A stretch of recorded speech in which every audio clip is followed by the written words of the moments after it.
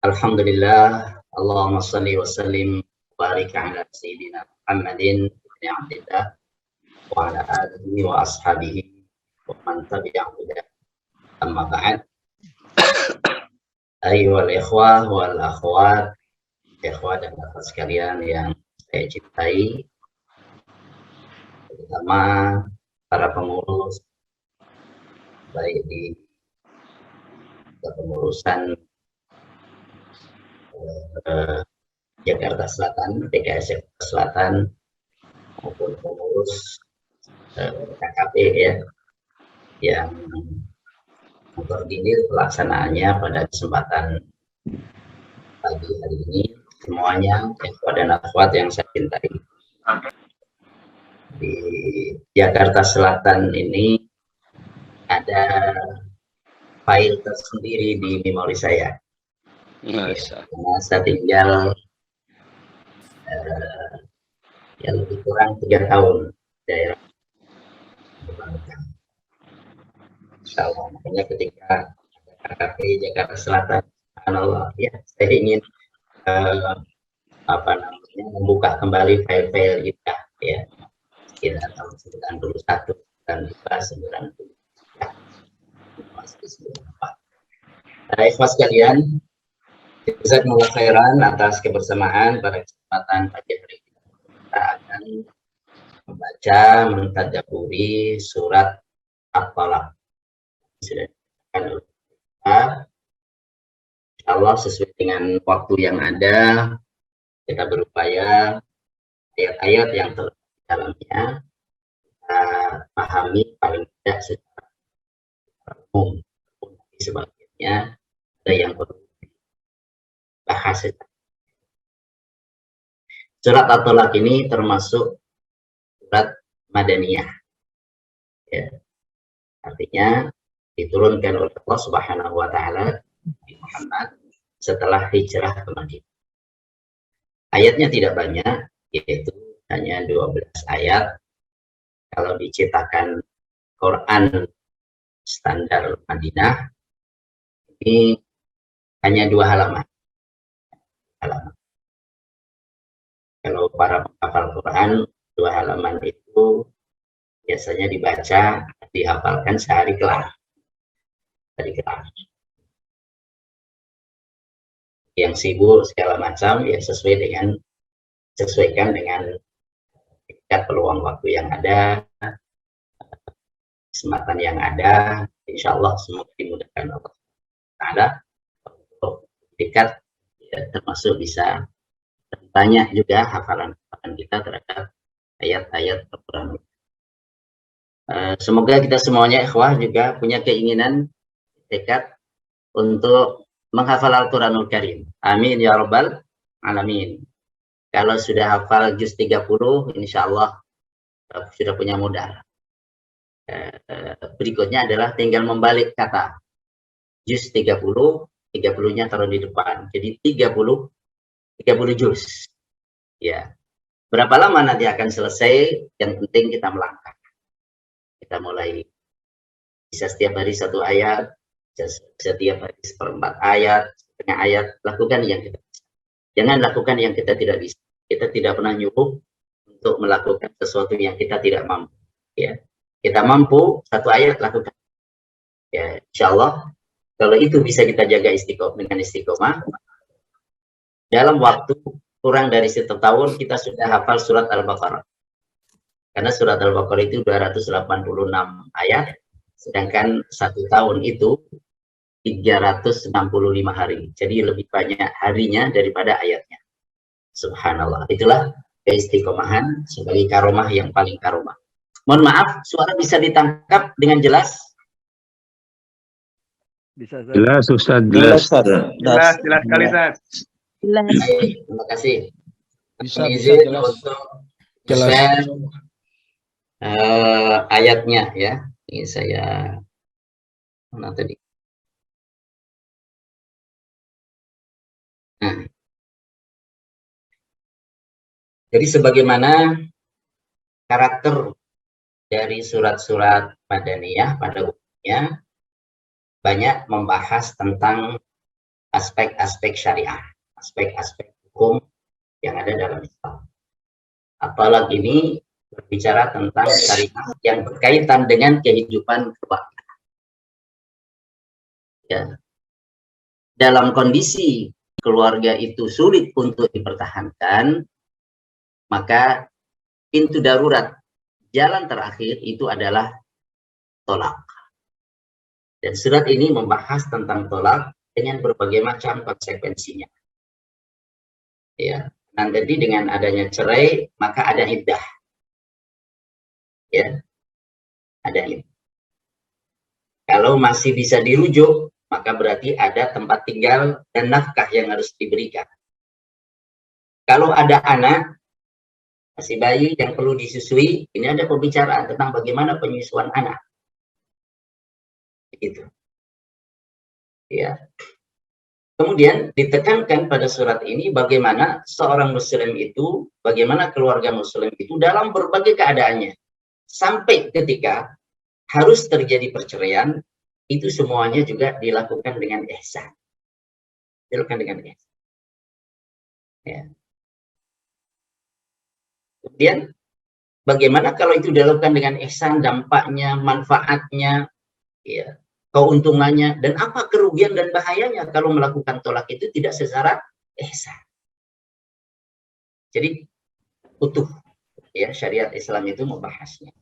Jadi kita diperintahkan untuk berbuat ihsan dalam segala sesuatu, termasuk ketika harus di antara keluarga ada yang harus memasuki pintu darurat ini, ya, yaitu pintu perceraian. Ya, Mas sekalian, kita mulai dari ayat yang pertama. A'udzubillahi minasyaitonirrajim. Bismillahirrahmanirrahim. Ya ayyuhan nabiyyu, wahai nabi. Ini takriman kepada nabi, kemuliaan kepada nabi, dipanggil secara kemudian berbicara kepada umat secara umum. Idza talaqtum, apabila kalian menceraikan. Yang dipanggil nabi kemudian diarahkan kepada seluruh umat. Itu kan kalian banyak. Kalau kalian menceraikan nisa, wanita, fatalliquhunna, maka ceraikanlah mereka, li'iddatihinna, untuk iddah mereka. Ini tolak sunni. Tolak sunni. Jadi tolak itu tidak sembarangan. Emosi ini segala macam cerai lah, nggak begitu. Ketika orang ingin menceraikan, itu pun difikirkan matang-matang. Kemudian kapan cerai itu dijatuhkan? Tidak di sembarang waktu. Ada waktu tertentu untuk menjatuhkan cerai. Kapan menjatuhkan cerai itu? Li'iddatihinna, untuk iddah mereka. Ya. Maksudnya bagaimana? Diterangkan oleh Nabi SAW bahwa ketika menceraikan itu bukan di waktu sedang haid. Ya. Jadi suami dilarang menceraikan istri dalam keadaan sedang haid. Itu disebut cerai bid'i.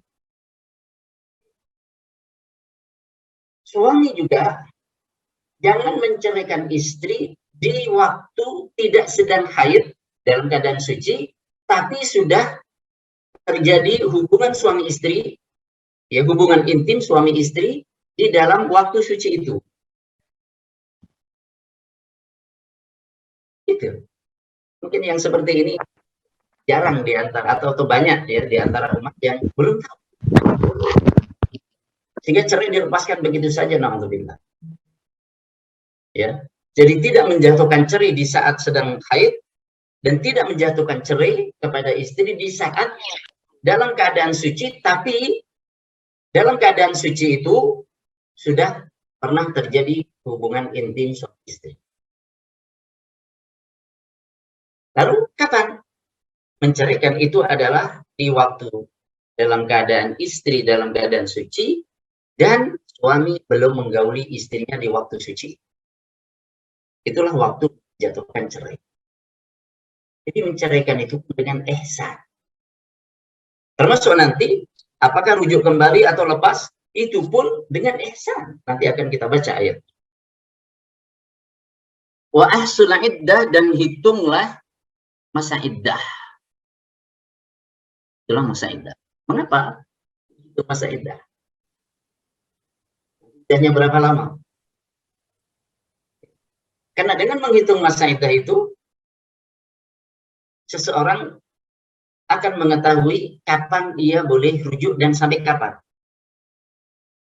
Batas untuk rujuk itu. Rujuk itu adalah di waktu iddah. Kalau sudah lepas waktu iddah, itu bukan rujuk. Karena sudah lepas, ya. Dan kalau mau rujuk, harus nikah lagi. Seperti pernikahan awal.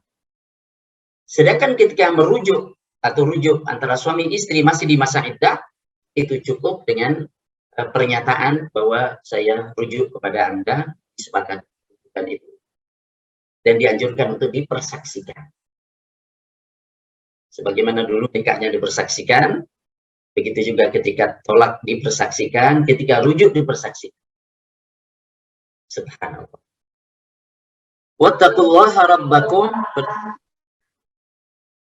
bertakwalah kalian kepada Tuhan kalian. Nah, subhanallah, ini keindahan Al-Quranul Karim. Jadi Islam itu tidak mengenal sekular. Ya. Jadi ini urusan hukum ya hukum, urusan akidah ya akidah, nggak begitu. Ketika berbicara tentang hukum ini, yaitu tentang cerai, kapan waktu dijatuhkan cerai, bagaimana itu dihitung, kemudian diperintahkan wattaqullah, bertakwalah kalian. Karena yang mengindahkan itu adalah orang yang takwa. Maka diingatkan tentang ketaatan kepada Allah. Kemudian dilanjutkan dengan aturan berikutnya, la tukhrijuhunna min buyutihinna. Jangan kalian keluarkan mereka, istri, maksudnya min buyutihinna, dari rumah mereka, dari rumah tinggal bersama suami itu. Wala yakhrujna, dan jangan pula mereka keluar. Istri yang dicerai, di sini begitu cerai kan masih satu rumah. Tadinya satu rumah, kemudian cerai. Pertanyaannya, apakah setelah cerai itu istri kemudian keluar? Tidak. Istri tetap berada di rumah. Jadi kalau cerai rujuk lagi nanti kan bisa. Jangan keluarkan mereka. Walaupun tidak satu kamar. Tidak lagi satu kamar karena memang sudah cerai. Kemudian. Ya. Di antara hikmahnya adalah bahwa sewaktu-waktu menginginkan untuk rujuk, suami masih ada hak untuk rujuk selagi masih di masa iddah. Ini di antara hikmahnya. Maka ada tempat tinggal untuk mereka. Tidak begitu cerai langsung pisah. Tempat tinggalnya enggak. Wajib bagi suami untuk memberi tempat tinggal kepada istri yang sudah dicerai itu. Bukan hanya tempat tinggal, tapi juga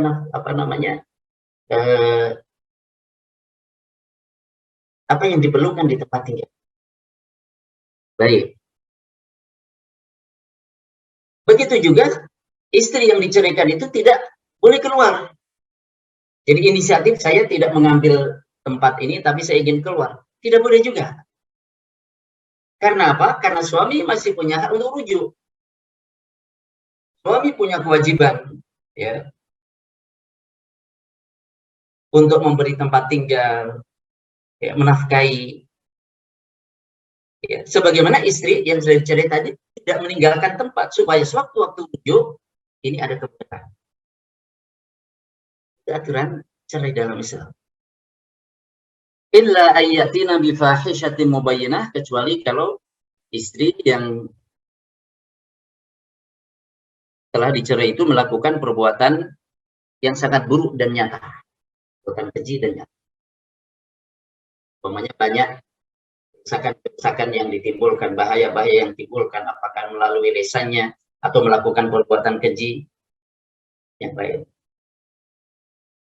Yang sejatinya dia punya hak untuk bertempat tinggal di situ, tapi karena perbuatannya yang menimbulkan gangguan-gangguan itu, ya, melakukan perbuatan-perbuatan yang sangat buruk itu, ini menjadi gangguan, yang dengan begitu, maka dia menggugurkan haknya itu.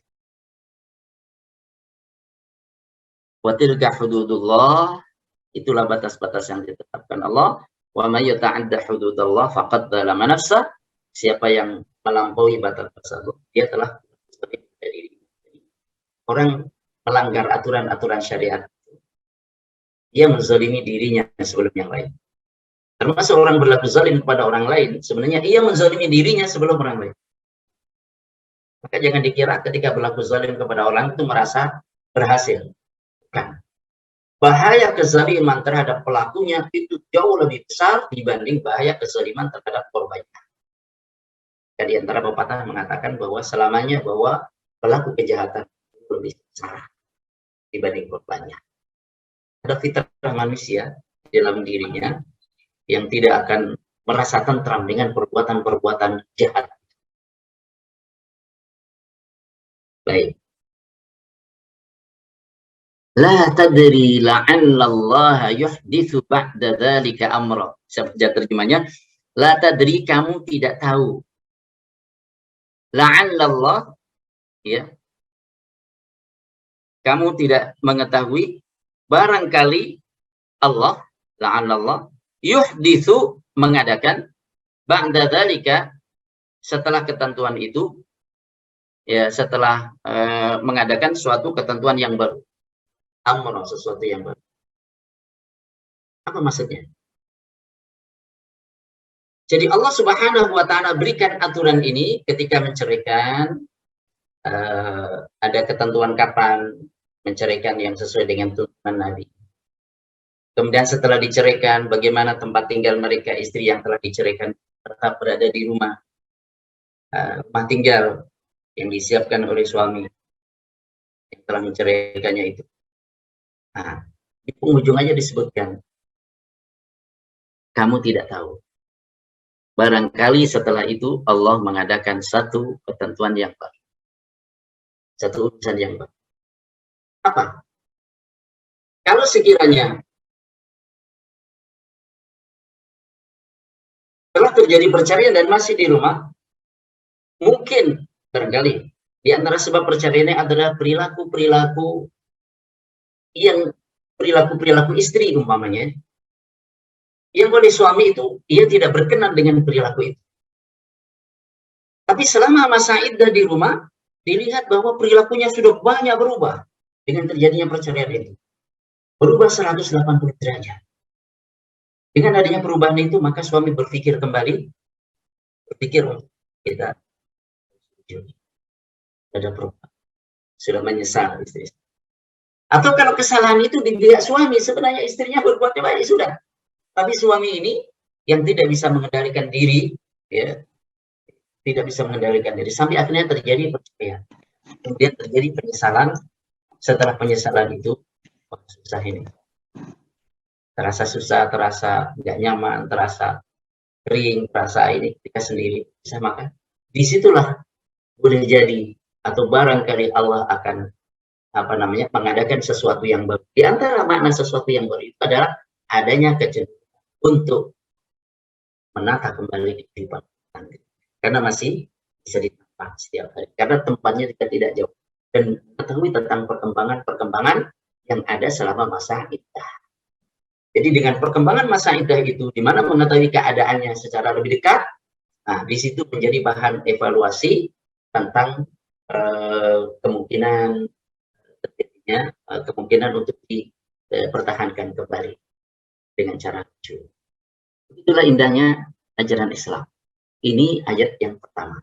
Makanya di sini disebutkan, pertama, ceraikanlah untuk iddah mereka, yaitu di masa suci yang belum digauli. Kemudian yang kedua apa? Diperintahkan untuk menghitung masa iddah. Kenapa menghitung masa iddah? Supaya ketika mau rujuk masih di masa iddah. Sebab kalau rujuk sudah keluar dari masa iddah, maka sudah nggak bisa rujuk, harus nikah baru lagi. Kemudian tentang hak untuk mendapatkan tempat, jangan keluarkan. Jangan pula istri itu keluar dari tempat tinggal yang disiapkan itu.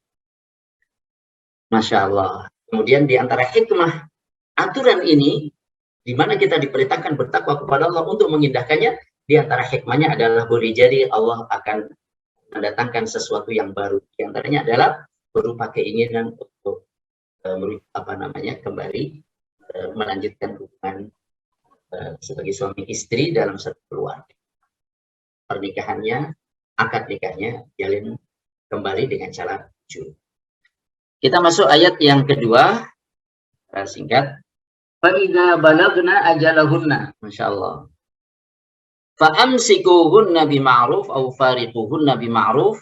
Ketika telah tiba ajalahunna, masa mereka, maksudnya ketika telah mendekati habis masa iddah, fa'amsikuhunna bima'ruf, maka pertahankanlah dengan cara yang baik. Maksudnya rujuk. Tahankan kehidupan rumah tangga bersama itu berarti rujuk. Rujuk dengan cara yang baik. Memang untuk memperbaiki keluarga. Bukan rujuk untuk menimpakan kesusahan kepada istri. Biarin tak gantung. Tak rujuk tapi ingin memperlakukan istri itu dengan cara yang membuat nestapa. Jangan. Bima'ruf. Kalau memang ada keinginan untuk rujuk, maka rujuklah dengan cara yang ma'ruf untuk memperbaiki kehidupan keluarga. Kalau tidak, au fariquhunna bima'ruf.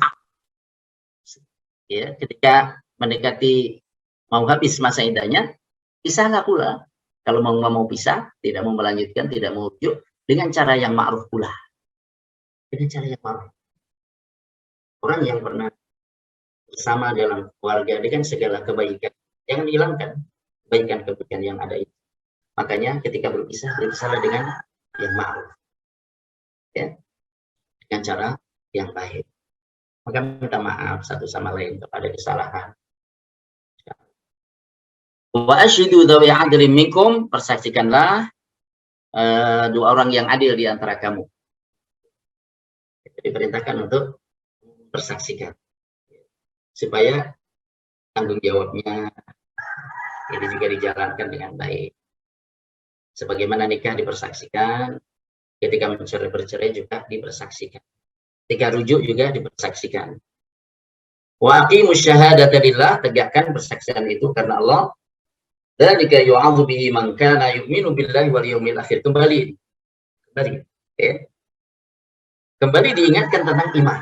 Bahwa yang mengindahkan aturan itu adalah orang yang beriman. Dzalikum itulah yu'adzu bihi, Allah dinasihati dengannya. Man kana yu'minu billahi wal yawmil akhir. Orang yang beriman kepada Allah dan hari akhir. Jadi yang mempan ajaran ini adalah orang yang beriman. Yang mau mengakses ajaran ini, mengindahkannya adalah orang yang beriman kepada Allah dan hari akhir. Ya. Wa may yattaqillaha yaj'al lahu makhraja. Walaupun ini konteksnya dalam perceraian, tapi ayat tetap berlaku umum. Siapa yang bertakwa kepada Allah, maka Allah jadikan untuknya jalan keluar. Dalam konteks perceraian, siapa yang bertakwa kepada Allah, ya, dalam perceraian itu, maka Allah berikan jalan keluar. Jalan keluar yang baik. Ya. Masya Allah. Makanya, lakukan, kalau ingin mempertahankan itu dengan cara yang ma'ruf, kalau harus berpisah, berpisahlah dengan cara yang ma'ruf. Dengan cara yang ma'ruf saat mempertahankan atau saat berpisah, itu adalah perilaku takwa. Dan siapa yang konsisten dengan perilaku takwa, maka Allah akan jadikan jalan keluar untuknya. Ketika tadinya ada persoalan-persoalan dalam keluarga, kemudian cerai, dipertahankan lagi dengan rujuk. Landasannya adalah mengindahkan ajaran Allah, ajaran ketakwaan, maka ada jalan keluar dari kesulitan-kesulitan sebelumnya yang pernah dialami. Allah berikan jalan keluar. Kalau sekiranya memang sudah tidak bisa dipertahankan, walaupun ada kecenderungan hati, tapi ini sudah laksana jahim, kayak neraka ini keluarga. Nanti setiap hari digoreng tinju itu. Nah, tetap kalau berpisah pun dengan cara yang ma'ruf. Kalau berpisah dengan cara yang ma'ruf, Allah juga beri jalan keluar. Apakah jalan keluar itu untuk suami? Apakah jalan keluar itu untuk istri? Baik mantan suami atau mantan istri masing-masing, Allah akan berikan keluar apabila itu bukan dengan cara yang makruh. Itulah cara takwa. Jadi orang yang bertakwa Allah berikan jalan ke orang. Apakah saat mempertahankan atau saat telah bercerai sekalipun sebagai pintu. Makanya kita diperintahkan untuk mengindahkan aturan-aturan Allah Subhanahu. Kita selalu dibimbing oleh Allah, ada jalan keluar dari setiap. Ini ayat yang kedua. Disebutkan pula tentang apa faedah takwa, buah takwa, wa yarzuquhu min haitsu la yahtasib, dan Allah memberinya rizki dari arah yang tidak diduga-duga. Wa may yatawakkal 'ala Allah fa huwa hasbuh. Siapa yang tawakal kepada Allah, maka Allah yang mencukupinya. Jadi baik melanjutkan maupun cerai itu harus berangkat dari sini, ketakwaan dan tawakal kepada Allah. Iya.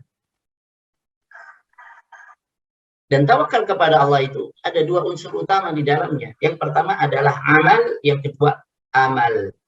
Ain dan hamzah. Amalun. Amalun. Arab.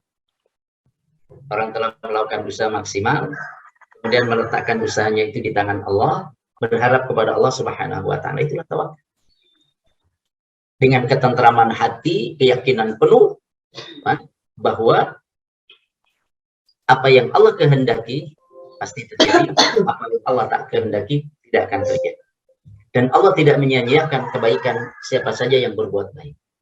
Jadi kalau orang sudah berusaha maksimal, ya berbuat baik sebaik yang ia mampu, ya tawakal kepada Allah Subhanahu wa Ta'ala, dan kebaikan yang dia buat itu, walaupun hasilnya tidak seperti yang diharapkan, tak ada yang sia-sia. Ada yang sia-sia. Wa annallaha la yudhi'u ajra man ahsana amal. Allah tidak menyia-nyiakan pahala bagi orang yang berbuat baik. Wa may yatawakkal 'ala Allah fa huwa hasbuh. Innallaha balighu amri, sesungguhnya Allah melaksanakan urusannya. Tadi apa yang Allah kehendaki pasti terjadi. Maka kita tawakal kepada Allah yang memiliki kekuasaan itu. Ya. Qad ja'alallahu likulli syai'in qadra. Allah telah mengadakan ketentuan bagi setiap sesuatu. Jadi keyakinan pada Allah Subhanahu wa Ta'ala, tawakal kepadanya, ini modal utama dalam menjalani kehidupan. Sehingga orang menjalani kehidupan itu, orang yang tawakal itu terangkat saja. Ya. Kalau sukses, ya banyak syukur. Kalau belum sukses sebagaimana yang diharapkan, dia tidak kehilangan harapan. Karena apa? Yang ia perbuat tidak ada yang sia-sia. Masya Allah. Jadi ayat ini menerangkan tentang min thamaratit taqwa, ya, di antara buah takwa disebutkan pada ayat sebelumnya tadi, Allah berikan jalan keluar, kemudian Allah berikan rizki dari arah yang tidak disangka. Rujuk kembali dengan cara yang ihsan, wa yarzuquhu min haitsu la yahtasib. Atau kalau harus terpaksa cerai dengan cara yang ihsan pula, masing-masing juga wa yarzuquhu min haitsu la yahtasib. Maka gantungkan segala urusan ini kepada Allah Subhanahu wa Ta'ala. Tawakal kepada Allah, wa may yatawakkal 'ala Allah fa huwa hasbuh. Allah yang mencukupinya. Ya sekalian, baik. Setelah bicara tentang cerai dan bagaimana cerai itu dilakukan dengan ihsan, ingin rujuk dengan ihsan, kemudian tidak mau rujuk lagi juga dengan ihsan. Konsekuensi daripada cerai ini adalah iddah. Iddah, masa tunggu. Ada masa iddah bagi istri. Berapa lama masa iddahnya? Wallati ya'isna minal mahid min nisaikum inirtabtum fa'iddatuhunna thalathatu ashhur. Perempuan-perempuan yang tidak haid lagi, di antara istri-istrimu, jika kamu ragu-ragu tentang masa iddahnya, maka iddahnya adalah 3 bulan. Ini yang sudah menopause. Jadi berapa masa tunggunya? Kalau sudah tidak haid lagi, mungkin umurnya sudah berapa? Itu beda-beda ya. Intinya sudah tidak haid lagi, maka masa tunggu ya 3 bulan. Wallahi lam yahidna, dan wanita-wanita atau istri-istri yang belum haid, yang tidak haid. Yang tidak haid ini mungkin karena memang dia belum pernah haid, atau memang orang karena kondisi tertentu entah mengapa belum tidak haid. Jadi, yang sudah menopause maupun yang belum pernah haid, iddahnya 3 bulan. Jadi begitu cerai ada masa iddah.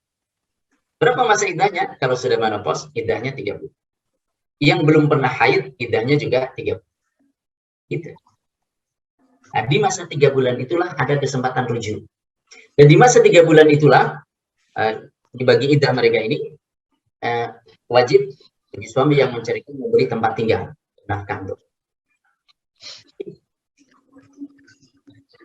Lalu bagaimana kalau yang diceraikan itu hamil? Wa ulatul ahmal. Ya. Wanita-wanita yang hamil, istri-istri itu ajaluhunna ayyadha'na hamlahun. Masa iddahnya adalah sampai melahirkan kandungan. Masa iddahnya sampai melahirkan. Jadi kalau istri yang diceraikan itu hamil, masa iddahnya sampai dia melahirkan kandungan. Berapa? Ya kalau sudah 9 bulan, ya tinggal 7 hari. Itu masa iddahnya. Begitu lahir, habis masa iddah. Habis masa iddah nggak bisa rujuk lagi. Kalau mau kembali, harus dengan pernikahan baru. Kalau hamilnya baru umur 1 bulan, 2 bulan, maka tunggu sampai lahir. Berapa bulan itu? 8 bulan, 9 bulan. Jadi berapa masa iddah itu sesuai dengan keadaan orang yang sedang diceraikan. Sudah menopause 3 bulan, atau belum tidak pernah haid 3 bulan pula. Kalau dia hamil, iddahnya adalah sampai sampai dia melahirkan. Ikhwas sekalian, kemudian ditutup pula wa may yattaqillah yaj'al lahu min amrihi yusra. Siapa yang takwa kepada Allah, Allah jadikan urusannya. Bali ini tentang buat. Jadi subhanallah, tentang janji orang yang bertakwa ini terus tawakal, takwa, mengindahkan batasan-batasan dari Allah, di sela-sela berbicara tentang hukum. Sehingga dengan begitu umat Islam itu tidak sekuler. Dan ini juga menjadi daya dorong yang sangat kuat untuk mengindahkan hukum kalau orang mempunyai ketakwaan. Jangan sampai orang ahli hukum tapi paling pintar untuk ngakalin hukum, lepas dari hukum, padahal melakukan berbagai macam pelanggaran. Jangan sampai, karena tidak ada ketakwaan. Ya. Makanya orang yang ahli hukum dalam Islam, ya, atau ahli tentang urusan-urusan syariat, dengan disebutkan tentang ada takwa, ada tentang imannya kepada Allah, batasan-batasan Allah, maka ia berusaha mengindahkan tentang tatanan. Ikhwas sekalian, nah, disinilah maka tadi kalau kita hubungkan, ketika orang menceraikan, itu menceraikannya jangan di waktu haid, dan menceraikannya jangan di waktu suci yang sudah digauli di waktu suci itu. Sebab kalau orang menceraikan istrinya di waktu suci sudah digauli, dia kan tidak tahu apakah dari hubungan intim itu nanti akan positif menjadi kehamilan. Ya. Sehingga ada kejelasan. Boleh jadi orang ingin keturunan, ternyata setelah dicerai, ada keturunan. Makanya ketika menceraikan itu memastikan bahwa pada waktu masa suci itu dia belum menggauli, berarti bersih rahim.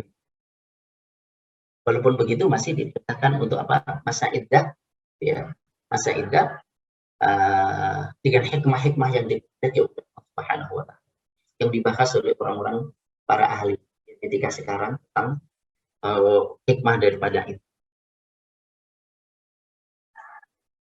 Sampai akhirnya yang membahas itu tadinya non-muslim masuk Islam. Jadi ternyata sentuhan dari suami, ya, hubungan intim istri itu ada jejaknya. Jadi bukan hanya digital saja yang ada jejaknya, itu ada jejaknya pada diri seorang istri. Dan jejak itu hilang pada kurun waktu, setelah kurun waktu tertentu. Subhanallah. Sehingga kalau kemudian setelah habis masa iddah dan tidak kembali lagi hidup bersama, artinya cerai seterusnya, menikah dengan orang, sudah hilang dari jejak-jejak suami terdahulu. Ikhwas sekalian, lanjut. Dzalika amrullahi anzalahu ilaikum wa may yattaqillaha yukaffiru anhu sayyi'atihi wa yu'zim lahu ajra. Ya, itulah perintah Allah yang diturunkannya kepada kamu Muhammad. Barang siapa bertakwa kepada Allah, niscaya Allah akan menghapus kesalahan-kesalahannya dan akan melipat gandakan pahala baginya. Ini. Jadi, siapa yang takwa kepada Allah, Allah berikan jalan. Siapa yang takwa kepada Allah, Allah jadikan urusannya menjadi mudah. Siapa yang takwa kepada Allah, ya, Allah hapuskan kesalahan-kesalahannya. Siapa yang takwa kepada Allah, Allah berikan pahala besar untuknya. Jadi ini dorongan agar kita menjadi orang-orang yang bertakwa. Termasuk praktek takwa dalam hubungan suami istri, sampai dalam masalah perceraian itu pun kedepankan tentang takwa. Maka diulang-ulang tentang perintah takwa dan keutamaannya di dalam surat ini. Kemudian ayat yang ke-6, bahas singkat supaya pemahaman terhadap ayat secara umum kita miliki. Askinuhunna min haitsu sakantum min wujdikum. Jadi tempatkanlah mereka, istri yang diceraikan itu, di mana kamu bertempat tinggal menurut kemampuanmu. Wala tudarruhunna litudayyiqu alaihinna, dan janganlah kamu menyusahkan mereka, istri yang dicerai, untuk menyempitkan hati mereka. Tuh. Ada perintah dari Al-Quran, perintah dari Allah Subhanahu wa Ta'ala memberi tempat tinggal, walaupun sudah dicerai, beri tempat tinggal di masa iddah. Ya, sesuai dengan tingkat kemampuan kamu. Ada orang yang longgar, ada orang yang ekonominya sempit. Ini hak yang wajib diberikan oleh suami yang telah mencerai. Ya, ini kewajiban suami, hak yang wajib diberikan kepada istri yang telah diceraikannya itu. Ya. Wa in kunna ulati hamlin, ya. Kalau mereka adalah orang-orang yang sedang hamil, fa anfiqu alaihinna hatta yadhna hamlahunna. Ya. Berikan nafkah kepada mereka sampai melahirkan kandungannya. Jadi di masa iddah yang masih bisa dirujuk itu jelas. Ada tempat tinggal, ada nafkah. Karena masih bisa rujuk, baru cerai 1 atau cerai 2. Masih bisa rujuk. Lalu bagaimana kalau sudah cerai 3? Sudah cerai 3 tidak ada. Tidak ada tempat tinggal dan tidak ada nafkah. Tidak ada tempat tinggal, tidak ada nafkah. Karena sudah tidak ada kesempatan untuk rujuk lagi. Akan tetapi, kalau yang diceraikan sampai 3 kali itu adalah sedang hamil, maka wajib untuk memberi tempat tinggal. Ya, beri tempat tinggal kepada mereka. Mana ini? Fa'anfiqu alaihinna hatta di sini di ayatnya wajib memberikan nafkah kepada mereka sampai melahirkan. Jadi kalau sudah tolak bain istilahnya, tolak pisah, nggak bisa rujuk lagi karena sudah 3 kali. Kalau sedang hamil, wajib memberi nafkah sampai melahirkan. Wajib diberi nafkah sampai melahirkan oleh suami yang telah menceraikannya. Nah, karena wajib memberi nafkah,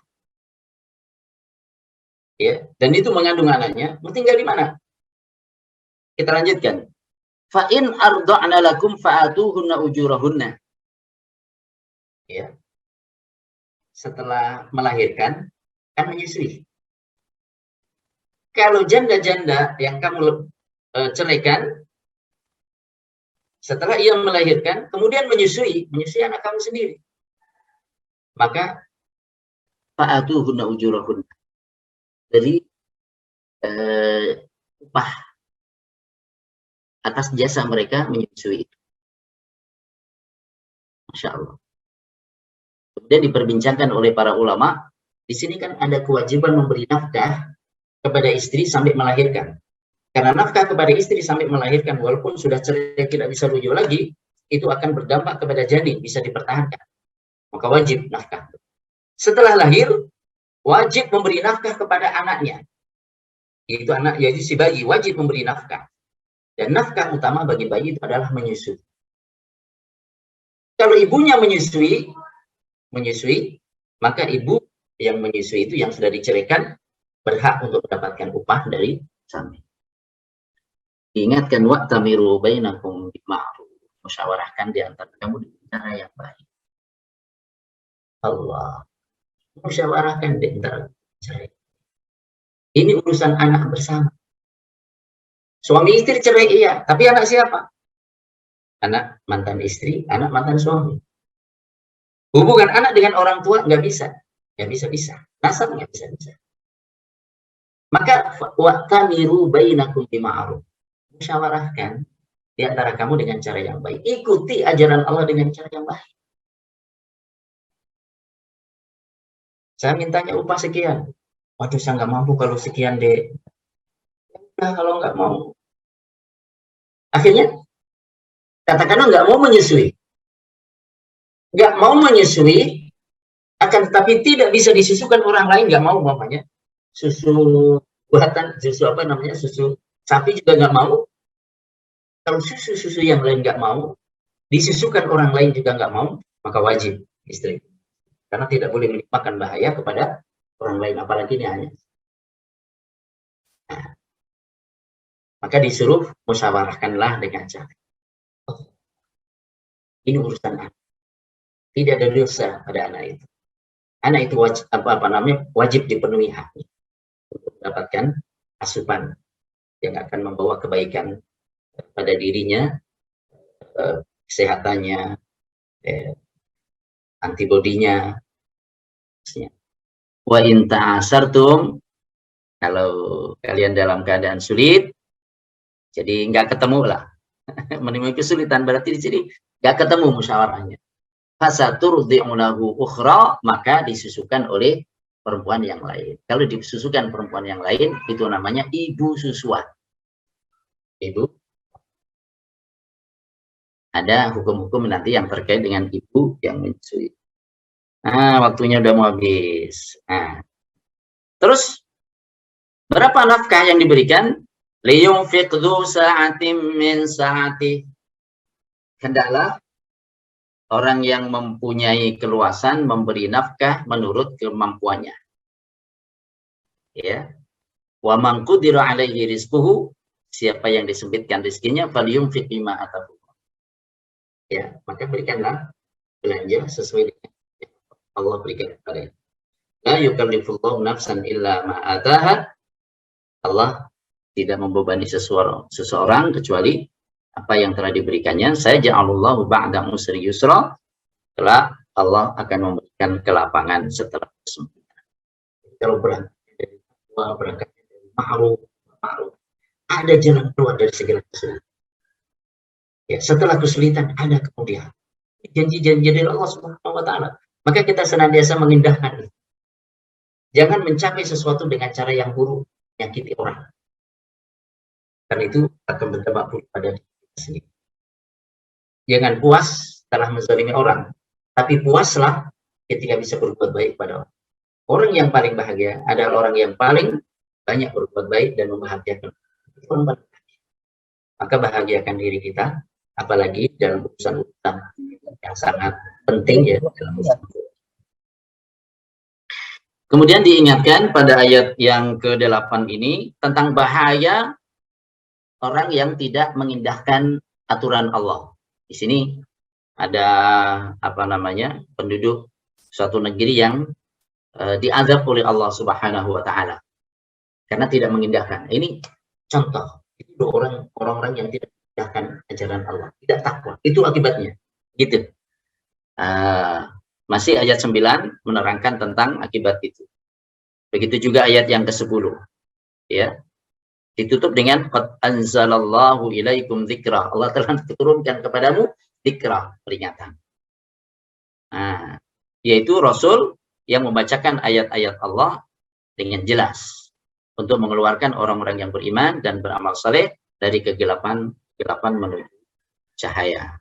Ya, siapa yang beriman kepada Allah, yang amal saleh dan beramal saleh, Allah masukkan ia ke surga yang mengalir sungai-sungai di bawahnya, kekal di dalamnya selamanya. Allah telah memberikan rizki yang baik kepadanya. Yang terakhir diingatkan tentang kekuasaan Allah Subhanahu wa Ta'ala terhadap semesta alam ini, bahwa Allah Maha Kuasa atas segala sesuatu dan Allah ilmunya meliputi segala sesuatu.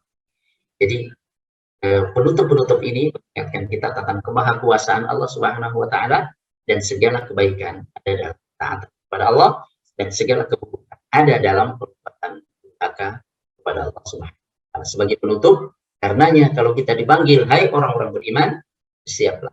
Pasti ada salah satu di antara. Ada kebaikan yang Allah berikan kepada kita atau ada keburukan yang Allah jauh. Maka kita indahkan ajaran-ajaran termasuk dalam masalah suami istri ini, supaya apa? Allah berikan kebaikan-kebaikan kepada kita, Allah jauh segala dari kebaikan. Insyaallah, jaga iman kita jaga keluarga kita, iman pula, sehingga walaupun ada yang sudah mendahului di antara masyayikh kita tidak bisa. Karena apa? Orang-orang yang beriman akan bertemu di akhir, di surga yang dijanjikan Allah. Ini tadi yang baru saja. Berpisah itu adalah kalau antara satu orang dengan yang lain, ini beriman, itulah perpisahan yang sesungguhnya. Walaupun sama-sama masih hidup, itu berpisah. Karena di akhirat nanti tidak akan bertemu. Di jannah, satunya fi. Ya, semoga kita senantiasa ada dalam iman, dalam istiqomah, dalam dakwah, dalam amal jama'i, dalam dakwah, sehingga kita bersama-sama masuk surga yang dijanjikan Allah Subhanahu wa Ta'ala di Al-Firdaus Al-A'la, bertangga dengan Nabi kita Muhammad sallallahu alaihi wasallam. Ya Rabbal Alamin. Assalamualaikum warahmatullahi wabarakatuh.